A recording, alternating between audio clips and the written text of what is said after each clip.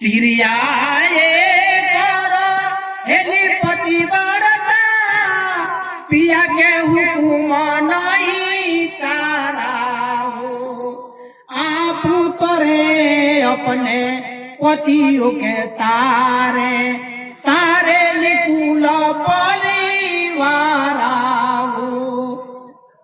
स्त्री के लिए कभी स्वतंत्र दरिया साहब रहने को नहीं कहते हैं, पति के सानिध्य में रहने के लिए कहते हैं। तो पतिव्रता कहते हैं यानी एक ही नारी ब्रह्मचारी।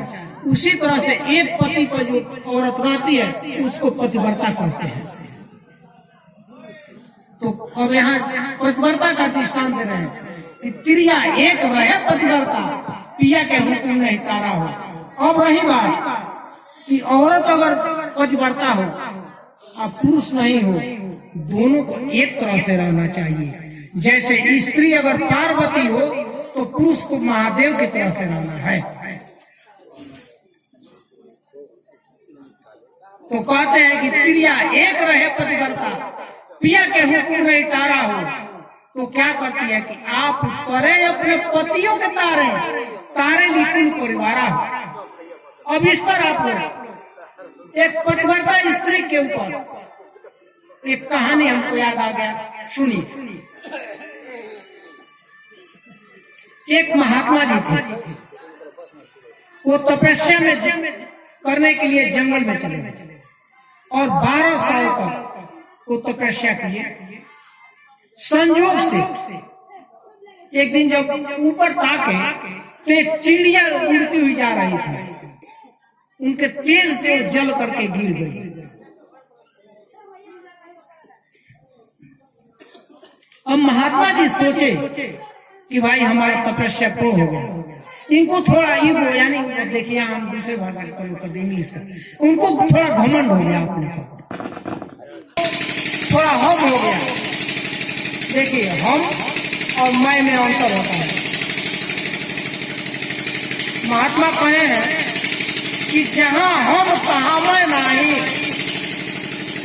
यानी जहां हम है वहां प्रभु या परमात्मा या भगवान नहीं है। जब हम थे तो प्रभु ना, और जब प्रभु तो हम ना। यानी जब तक मेरे अंदर हम यानी घमंड रहेगा तो परमात्मा नहीं है, और जब परमात्मा हो जाएंगे तो मैं नहीं रहूंगा, यानी हम नहीं रहे। तो पहले हम को खत्म करना है, यानी हमारे हम क्या है किसको। तो उसी तरह से महात्मा जी को अपने तपस्या करो थोड़ा घमंड हो गया और जंगल से और बस्ती में चले गए। और बस्ती में जब गए एक भक्त के दरवाजे पर गए।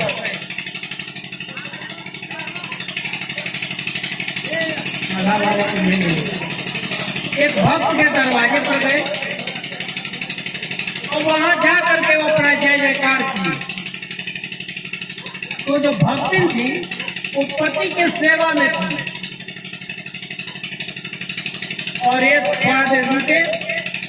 अब इनको तो घमंड था कि भाई हम यहाँ खड़े हैं और वो बात नहीं सुन रही, यहाँ नहीं रही है। तो जब ये बात वो औरत जो थी उसको मालूम हो गया कि महात्मा जी को घमंड हो गया और इनकी कहानी वो जान गई, इतनी तो पतिव्रता।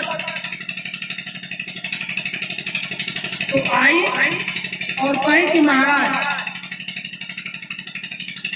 आप अपने को थोड़ा संतुलन में रखिए। मैं वो जंगल की चिड़िया नहीं हुई कि आप साथ दिए तो जल करके गिर गई। कहती है कि महाराज जी अपने को आप संतुलन में रखिए। मैं जंगल की चिड़िया नहीं हुई कि आप ताके तो मैं जल करके गिर गई। और इनका तो पसीना छूटने लगा। मेरे भाई ये जंगल की बात है और वहां कोई था नहीं और ये कैसे जान गई? तो कहते कि देखिए महाराज, मैं पतिव्रता हूँ, मैं पति की सेवा कर रही थी, वो आज्ञा दिए है तो मैं आई हूँ, और आप अपने पर थोड़ा घमंड हो गए। तो कहते हैं कि बहन जी क्षमा करना, ये बताओ कि तुम कैसे जान गई? जंगल में तो कोई था नहीं, आज तुम जाने कैसे? वही कही कि मैं पतिव्रता हूँ, अपनी पति की सेवा कर रही थी, और उसी से ये सेवा भावना है कि मैं जाना। अब यहाँ अब देखिए, अब पतिव्रता आप लोग सभी लोग सुने होंगे कि नारद जी झगड़ा नहीं लगाते थे, पांच बात कहते थे। तो सती अनुसुईया की कहानी आप लोग सुने होंगे। लक्ष्मी, पार्वती और गायत्री तीनों को अपने को बड़ा घमंड था। तो नारद जी जाकर के कहते हैं कि अरे तुम लोग क्या है? सती तो है अनुसुईया, उसके सामने तो तुम लोग कुछ नहीं हो। और इतना तुम बढ़ा जाकर कहे नारद जी, अब बढ़ा कर नहीं तो सत्य बात करो। पर लोग कहते हैं कि नारद जी झगड़ा लगा, झगड़ा नहीं लगाते, वो सत्य बात कहते थे, यहाँ का वहाँ का, लेकिन सत्य कहते थे। अब तीनों जब ये लोग सुनी, इनको डाह हो गया। औरतों का बहुत जल्दी डाह होता है। अब पति के विषय में और अभी लोग वो तीनों देवता से जाकर के कहे कि वो मृत्यु लोक में कैसे अनुसुईया है कि हम लोगों से आगे है। नारद जी कह रहे थे कि तुम उनके सामने तुम लोग कुछ नहीं। आप लोग जा करके देखिए, भाई ये सब तो जानते हैं। अब वहां से तीनों आदमी चले और महात्मा का भेष बना ली और सती अनुसुईया के वहां आए, जय जयकार मनाए। तो बाहर निकली। एक बात आप लोग देखिए, कोई भी भगत के दरवाजे पर अगर कोई महात्मा जाते हैं, आप लोग शिष्टाचार से सुनिए, इसलिए हम लोग देख रहे हैं कि हर जगह की यही रवैया है।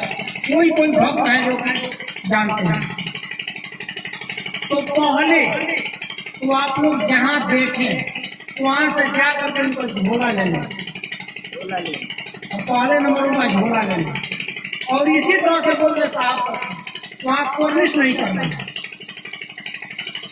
उसके बाद जा करके आप झोला रखें, बैठने के लिए एक आसन दें। जब महात्मा बैठ जाए तो आप कोशिश करना शुरू करें।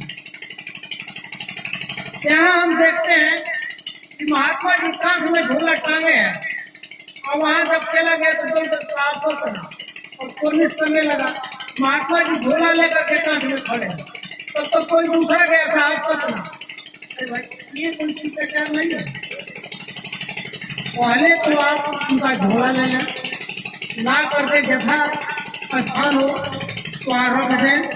बैठने का पहले व्यवस्था करें। महात्मा जी जब बैठ जाए तो कोने सलाम। उसके बाद देखिए, एक जो है संस्कृति हम लोग अपना भूलते जा रहे हैं। कोने सलाम करने के बाद पहले तो संत महात्मा का पैर धोना चाहिए। उसके बाद एक गिलास पानी, थोड़ा सा मीठा और यथाशक्ति इसमें पैसा कौन धन की अर्पण की ना हम ला करके कोनीश्वर के आज्ञा मांगे, उसके बाद उनका नाश्ता पानी की व्यवस्था होती है। आप लोग जो भी सुन रहे हैं भक्ति, इस पर ध्यान दीजिएगा, क्योंकि ये बहुत कम जगह है जहाँ भक्त जो है होशियार है वो लोग करते हैं, लेकिन ये तो बाई चांस हम लोग कहीं देख रहे हैं। महात्मा जी झोला लेकर के रास्ते में खड़े हैं और चेला शुरू कर दे। अगर 10-20 महात्मा है चेला है तो भाई को घंटा भर आधा घंटा लग ही जाएगा झोला लेकर के खड़ा भाई। झोला क्यों नहीं मारा जाएगा? महात्मा का पूरा घर द्वार झोले में है, ठीक ना? और कहीं भी रुकेगा अपना पूरा शुरू दिखाएगा वहाँ पूरा महात्मा का घर द्वार सब झोले में है, तो भारी तो होगा करेगा। अब हम लोग फिर चले अपने कहानी पर। अभी हम लोग बहुत दूर से छोड़ करके आए हैं, अभी एक पट्टी है।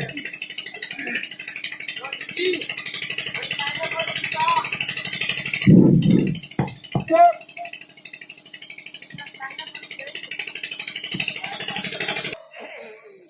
अब जो है ब्रह्मा, विष्णु और शंकर तीनों आदमी गए अनसुईया के दरवाजे पर, जाकर के जय जयकार मांगा।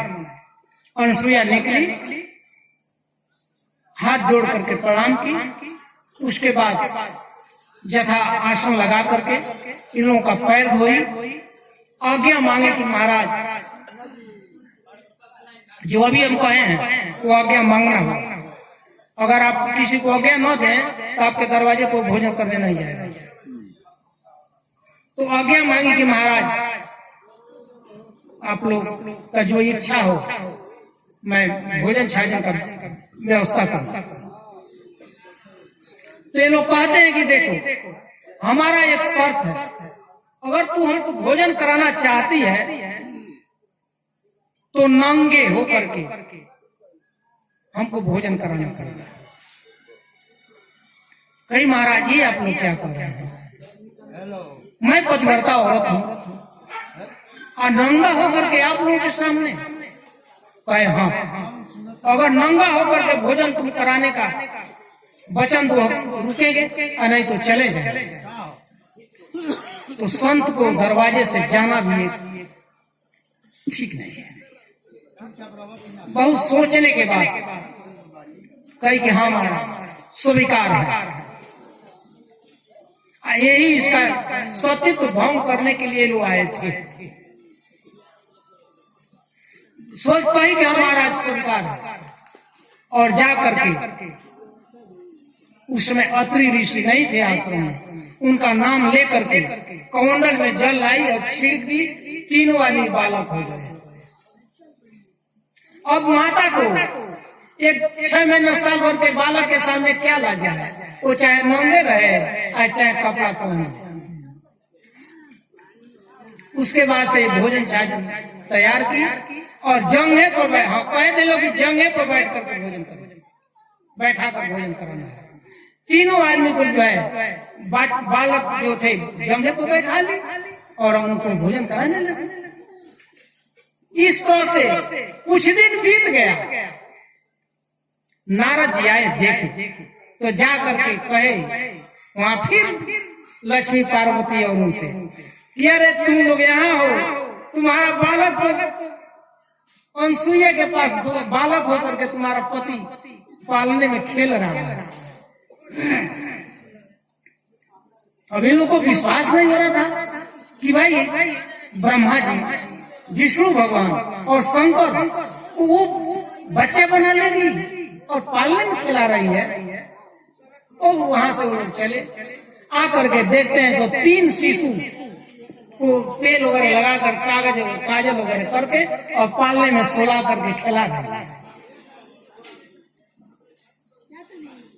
तो अचंभा में भाई ये क्या होगा? ये लोग निवेदन किए तो कही कि आप अपने पति को उठा लीजिए। ले जाइए। तो लोग कहेगी नहीं, हम लोगों से नहीं होता, इन लोगों को तुम असली रूप में लाओ। तो कहे कि आप लोग अपने पति को उठाइए, मैं इन लोगों को फिर पहले वाला रूप में कर देता हूं। अब तीनों लोग, तीनों औरतें, तीनों आदमी को उठाए, लेकिन बदला गया, हेर फेर हो गया। शंकर को लक्ष्मी उठा ली। इसी तरह से मैंने तीनों जो है तीनों आदमी उठा लिए और फिर जल मारी। अब ये लोग लज्जित हो गए, उनके पति को उठाई थी, उनके पति को उठाई थी। तो कहने का मतलब हमारा कि ये जो है ये पतिव्रता की शक्ति है, ये पतिव्रता स्त्री की शक्ति है। वहां जो है इन लोगों को लज्जा हुआ और माफी मांग करके जाना पड़ा। तो उसी तरह से ये पतिव्रता स्त्री की शक्ति है। लेकिन कहने का मतलब ये नहीं है कि स्त्री पतिव्रता हो और पुरुष गणगाता हो, नहीं, ऐसा नहीं। अगर वो पार्वती है तो इसको महादेव बनना पड़ेगा, वो सीता है तो इसको राम बनना पड़ेगा। उसके बाद देखिए चौथा दृष्टांत दे रहे हैं। सुरमाए पर हेले रण भीतर, पीछे पगु नहीं ताराओ, जाकर सुरती से हो लड़ने पर, प्रेम मगन लाला ताराओ। देखिए दृष्टांत है, लेकिन ये कहानी कहाँ है? ये साधु और स्त्री के ऊपर कि जिस तरह से सुरमा कहते हैं सूरवीर को लड़ाई के कुरुक्षेत्र में जब चला गया तो पीछे नहीं ताकना है, आगे बढ़ना है। अगर लड़ाई के मैदान में वो पीछे ताका तो कर्नल पीछे से गोली मार देगा। तो वही कहते हैं कि सुरमा एक रहे रण भीतर। जब सुरमा हुआ तो प्राण से डर के, जब साधु हुआ तो पीछे के। तो वही कहते हैं कि सुरमा एक रहे रण भीतर, यानी जैसे सुरमा जो है रण क्षेत्र में चला जाता है युद्ध करने के लिए, मार दे या मर जाए तो में एक ही होगा, लेकिन वो पीछे नहीं है। वही कहते हैं कि सुरमा एक रहे रण भीतर, पीछे पग नहीं तारा हो, और जाकर सूरत बसे लड़ने पर प्रेम मगन ललकारा हो। जब युद्ध की रण घेरी बजती है तो सेना का पैर आगे बढ़ता है, वो बाजा में शक्ति है, वो बाजा ऐसा बजता है कि उसका पैर पीछे नहीं हटता है, उसको रण घेरी को। अब हम लोग फिर बहुत छोड़ करके आए, उसमें तो कई घंटा लगेगा। हाँ, फिर अब यहाँ आ गए हम लोग। सब गुदरिया साहब कहे हैं कि जोग बिना तन रोग व्याप्य, ज्ञान बिना भवसागर भारी।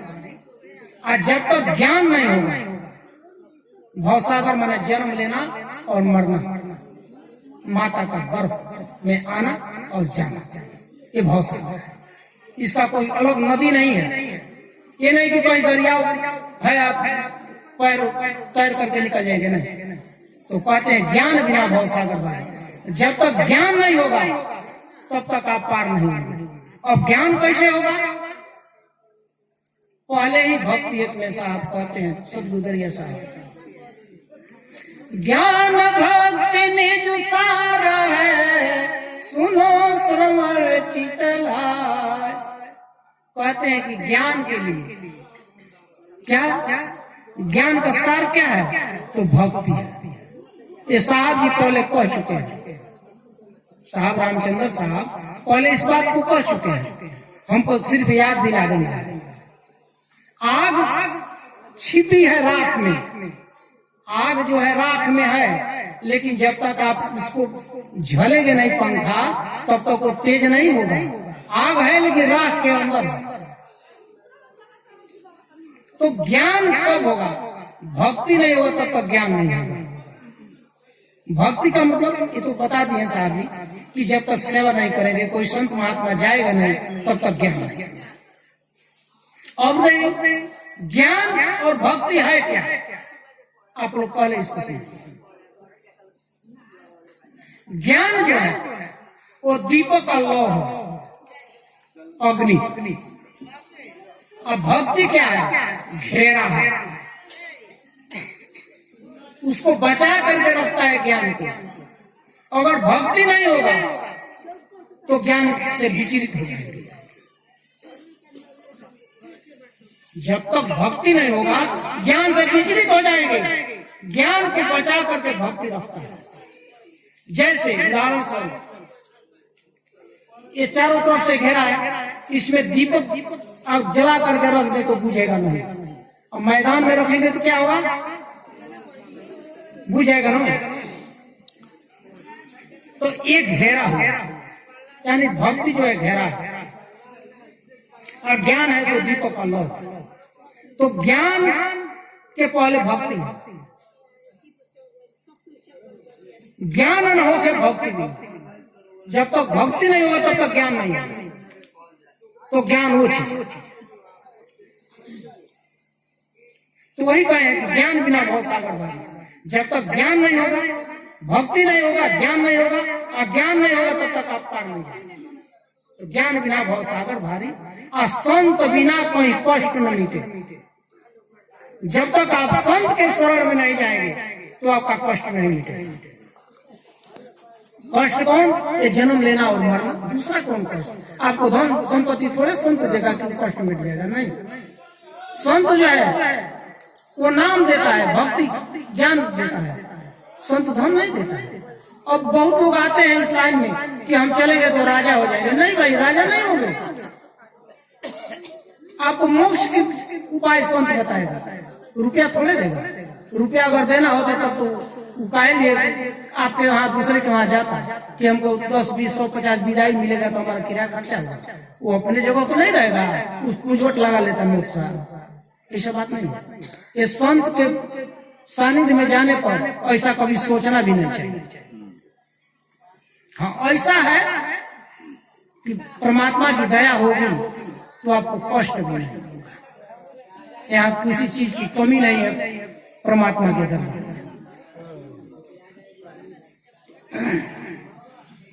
पहले तो ज्ञान बिना भव सागर भारी, और संत बिना कोई कष्ट न मिटे, ब्रह्म चिन्हे बिन का ब्रह्मचारी। अब ब्रह्म को अगर नहीं पहचानते हैं तो ब्रह्मचारी नहीं। ब्रह्म का मतलब ब्राह्मण सो जो ब्रह्म चिन्हे, ब्रह्मयी को ज्ञान। आत्मज्ञान, ब्रह्म ज्ञान, ये दोनों अलग अलग है। आत्मज्ञानी आत्म, और ब्रह्म ज्ञानी मैंने सबको अपने तरह से समझे, परमात्मा का ज्ञान, और सबको अपने तरह से समझे। ब्राह्मण समझो ब्रह्म चिन्ह, यानी ब्रह्म को पहचान ले। ब्राह्मण किसी जात को नहीं कहते, ब्राह्मण में विद्वान होता है, ये जात नहीं है। तो ब्राह्मण समझो ब्रह्म चिन्ह, यानी ब्रह्म को पहचान ले। ब्राह्मण समझो ब्रह्म चिन्ह, ब्रह्मयी को ज्ञान, यानी सबको अपने तरह से समझे। अपने ब्रह्म और के यहाँ ना, सभी हम लोग एक हैं। जो मैं हूं वो आप है, जो आप है वो मैं हूं। इस पर आप लोग सुनो। राजा जनक के दरबार में एक बार बहुत बड़ा राजा जनक जी आयोजन किए। उसमें 1000 गौवें वो अपने गौशाला में बनवाई, और 10-10 प्रति गाय के मुहर के सिंग में बनवा दिए, और ऐलान कर दिए कि जो सबसे बड़ा ब्रह्म ज्ञानी विजेता होगा वो ये गौवें को ले जाएगा। जो विजेता होगा वो 10,000 गौवें को मुहर के साथ लेकर जाएगा। चारों तरफ ऐलान है।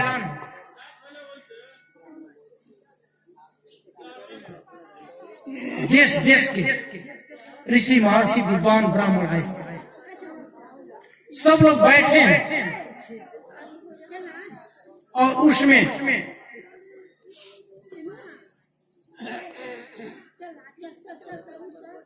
कहोड़ ऐसे ऋषि आए थे।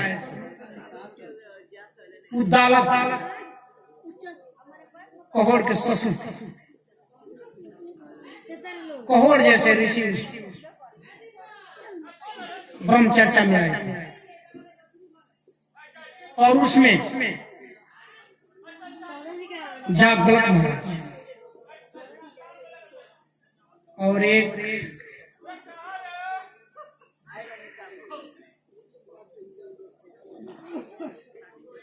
देखिए ना, उस शादी का नाम नहीं याद आ रहा।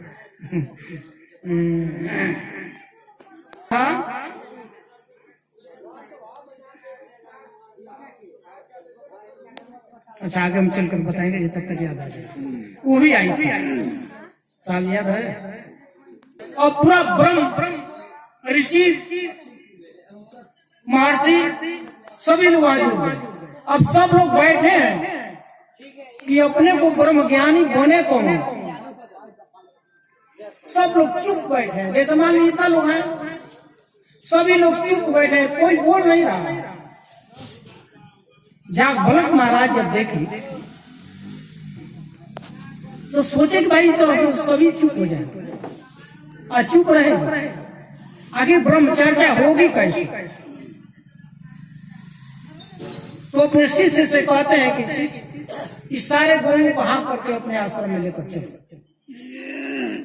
उनको तो काम आगे बढ़ाना था कि इस पर भी कोई बोले, नहीं तो सभी लोग चुप रहेंगे। अपने तो से कैसे कोई कहेगा कि मैं बड़ा ब्रह्म ज्ञानी हूं। तो एक ऋषि खड़ा होकर के कहे कि क्या आप अपने को सबसे ब्रह्म ज्ञानी समझते हैं क्या? तो कहे नहीं, मैं अपने को ब्रह्म ज्ञानी नहीं समझता हूँ, लेकिन ये गौओं की मुझे जरूरत है। अब देखिए, सत्संग को आगे बढ़ाने के लिए इस गौओं की मुझे जरूरत है, मैं तो अपने को ब्रह्म ज्ञानी नहीं मानता। तो कहते हैं कि इस तरह से आप कैसे लेकर के जाएंगे? इसमें तो जो विजेता होगा वो न लेकर के जाएगा। अब इसी पर मैंने हमको जरूरत है, अब इस पर सत्संग शुरू हो गया। सभी लोग उत्तर क्वेश्चन करने लगे और जागवलक महाराज सबका उत्तर देने लगे। कहोड़ ऐसे ऋषि निरुत्तर हो गए।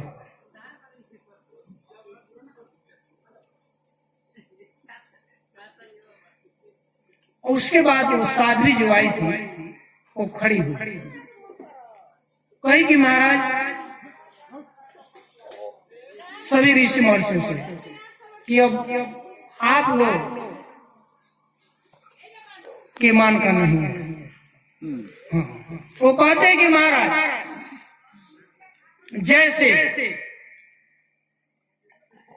जैसे मिथिला नरेश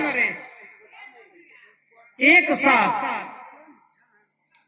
धनुष पर 2 तीर चढ़ा करके मारते थे, उस तरह से मैं 3 क्वेश्चन आपसे करूंगी, आप सावधान हो जाए।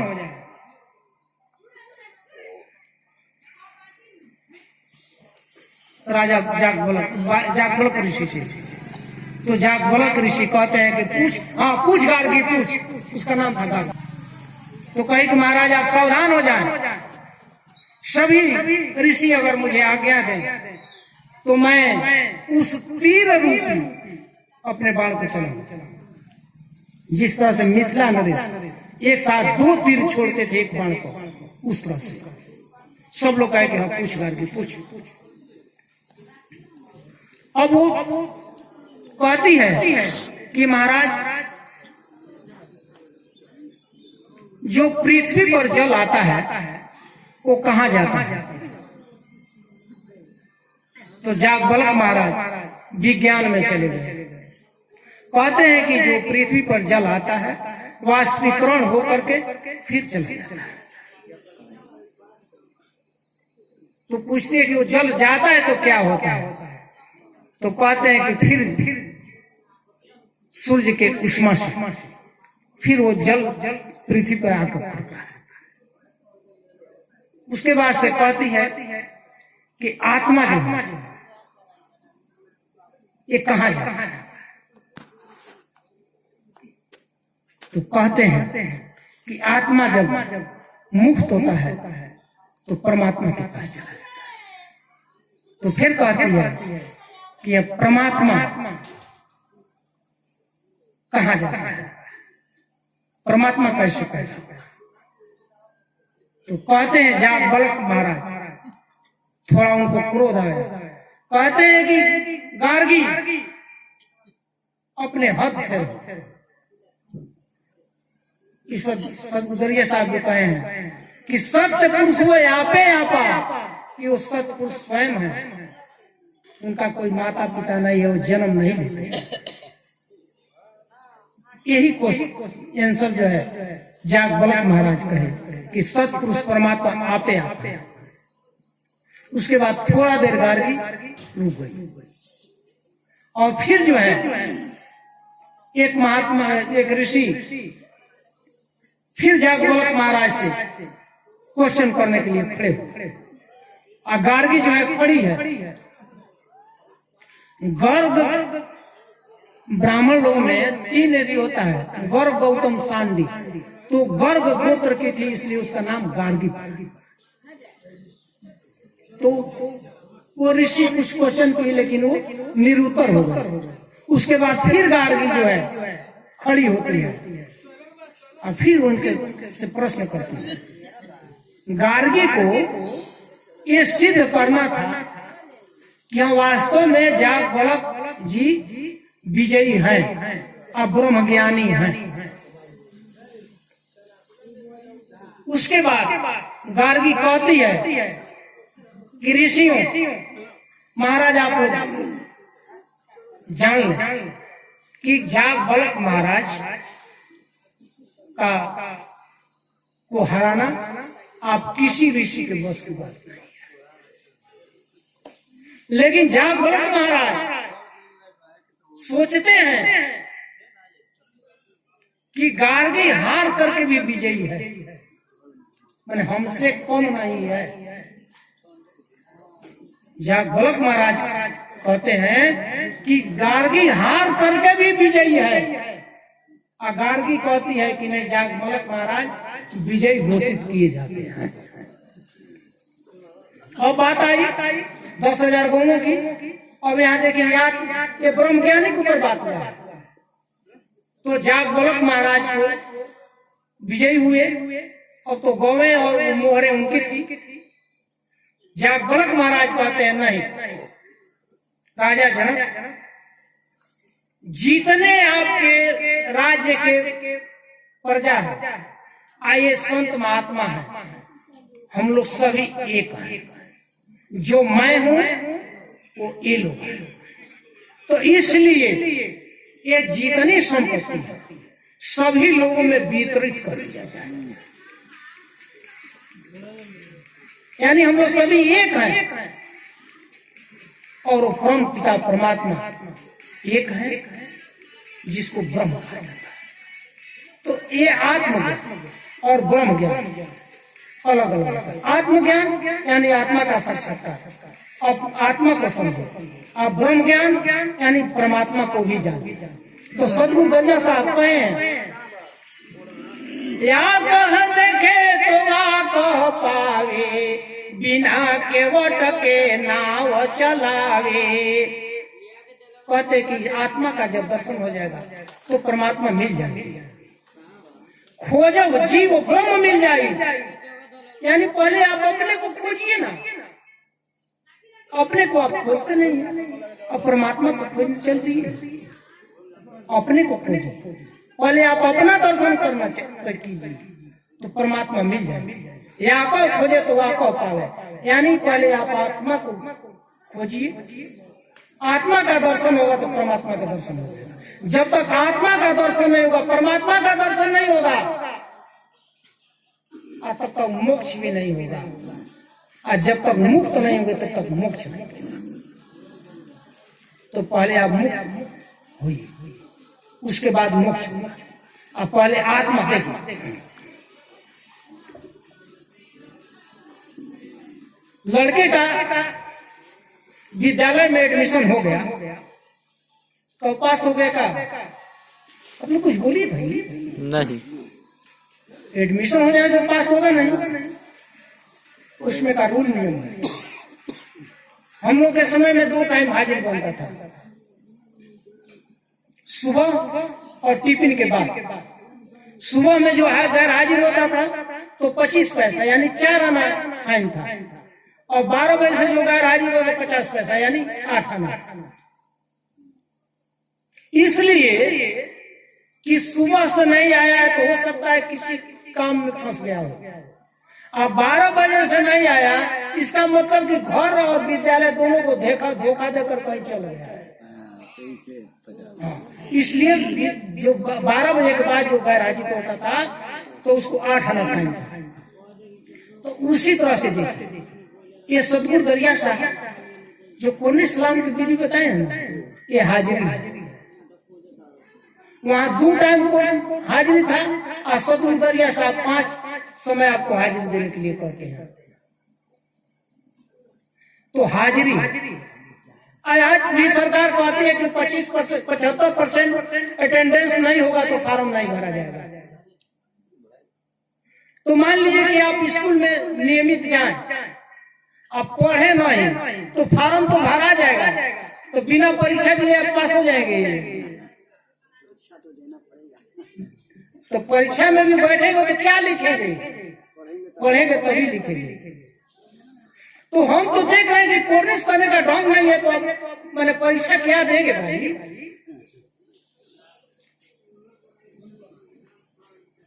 आपको कोर्स करने का टाइम नहीं है, कोर्स करने का ढंग नहीं है, तो परीक्षा क्या देंगे? तो ये जो है हाजिरी, तो हाजिरी लगाने से आपका एडमिशन हो जाएगा, फार्म भरा जाएगा, लेकिन पढ़ेंगे नहीं तो फेल हो जाएगा, 0 मिलेगा। तो आप पढ़ने का मतलब देखिए, सदगुरु दरिया साहब को इतना मैंने सहज भाव में कर दिए हैं। कहते हैं, कर से कर्म करो विधि नाना, असुरति रखो जहाँ कृपा निधाना।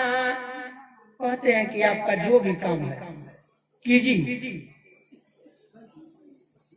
और परमात्मा पर अपना ध्यान रखिए, हृदय में रखिए, अपना जो काम है कीजिए। कहते हैं, कर से कर्म करो विधि नाना, यानी आपसे, आपका हाथ से जो भी काम है, नाना माने अनेकों प्रकार का, खेती गृहस्थी रोजी रोजगार आप कीजिए, लेकिन हृदय में परमात्मा को रखिए।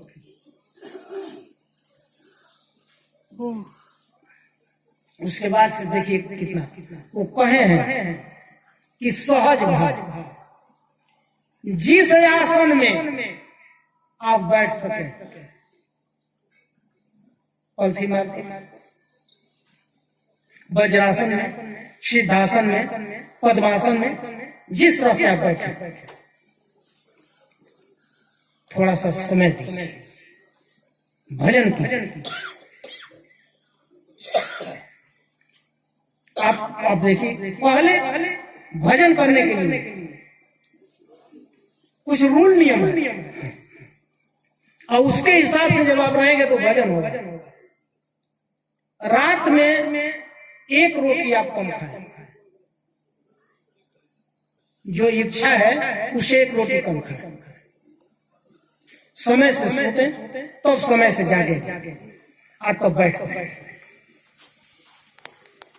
अगर मान लिया हमको बाएं स्वर में बैठना है,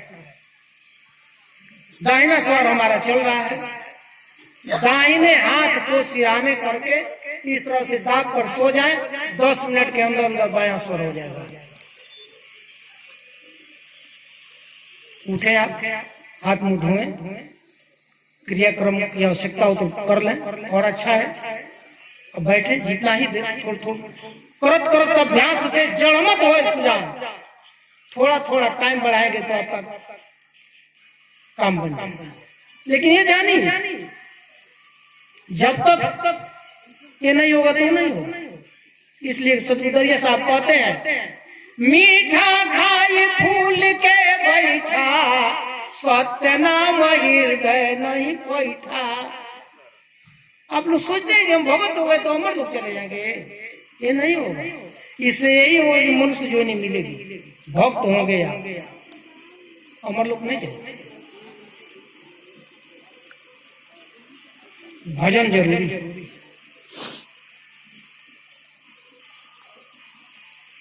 सतगुरुदरिया साहब कहते हैं,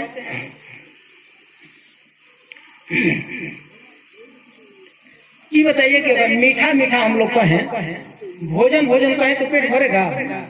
जब भोजन करेंगे तभी होगा। दाल भात सब्जी अगर कहें तो पेट भरेगा? कहने से नहीं होगा, भोजन करने से होगा। तो इसलिए हमारा सभी आप लोगों से निवेदन है कि आप लोग जितना से जितना भजन करें, आत्मा का साक्षात्कार करें, और आत्मा का साक्षात्कार हो जाएगा तो परमात्मा मिल जाएंगे। सतगुरुदरिया साहब कहे हैं।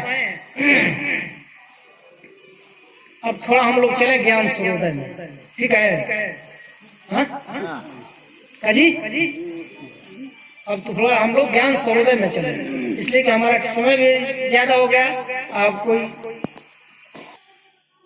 कहाँ जाम जमशेद है, कहाँ सिकंदर है, दिल चश्मा सर्व ऊपरे, अभिगत सूझत नैन। यहाँ सिकंदर का आईना और जमशेद का प्याला इसके सामने फेल है। कहे हैं, दोनों धर देखे जो कोई, 200 योजन दी से सोई। एक जमशेद नाम का शासक था, उसके पास एक प्याला था, और सिकंदर बादशाह के पास एक आईना था। दोनों को जब एक लग रख करके देखता था तो 200 योजन तक देखता था। दोनों घर देखे जो कोई तो 200 योजन से सोई, उसका इतना शक्ति था। तो अब यहाँ सतगुरुदरिया साहब कह रहे हैं कि कहाँ जाम जमशेद है, कहाँ सिकंदर है। मैंने वो जमशेद का प्याला और सिकंदर का आईना इसके आगे फेल है। दिल चश्मा सर्व ऊपरी, अभिगत सूझत नहीं। तुम्हारे दिल रूपी जो चश्मा है तुम्हारा, ये जब साफ हो जाएगा तो अभिगति अमर लोग की चीज आप यहाँ से देख लेंगे। यहाँ से जियते मुक्त हो तब साचा, मरे परे 84 नाचा। जिंदे मुक्त हो जाओ, मरने के बाद क्या होगा? कुछ नहीं होगा। जिंदे मुक्त हो तब साचा, ये हम नहीं कहते हैं, सतगुरुदरिया साहब की वाणी है। मरे परे 84 नाचा, मरना से पहले मरना। आखिर एक दिन मरना है, पहले मर जाए। क्या आत्महत्या नहीं करना है?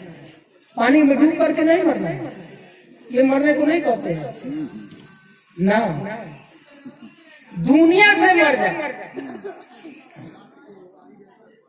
वही मुक्त हो जाए, तब जो है अमर लोग पहुंचे।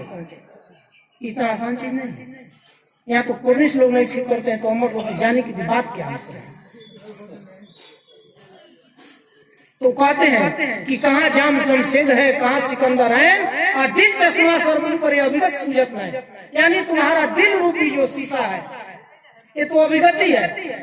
ये तो 200 योजन तक तुम देखा था, तुम तो अमर लोग की चीज देखोगे। यहाँ से बैठ और तब निश्चित होगा कि हम अमर लोक में जाएंगे, तब निश्चित होगा। वही कहे कि मरना से पहले मरिए। जो तुम निज आपन हद चाहो, मैंने अपना तुम जगह चाहते हो तो मरने से पहले मरो। यहाँ से आप वो चीज देखेंगे। आगे सतगुरुदरिया साहब कहते हैं दूरी कहो तो कहीं नहीं जाई, सूरतवंत के निकट है भाई। कि उसका दूरी कहा जाए तो नापने मान का नहीं है, वो अथाह, लेकिन सूरतवंत के निकट है भाई। आज जो सूरत लगा जाए तो बस नजदीक, आप और हमारा इससे भी नजदीक है। दूर कहो तो कहीं नहीं जाई, और सूरतवंत के निकट है भाई। जो सूरत लगाता है तो बिल्कुल नितांत उसके पास में।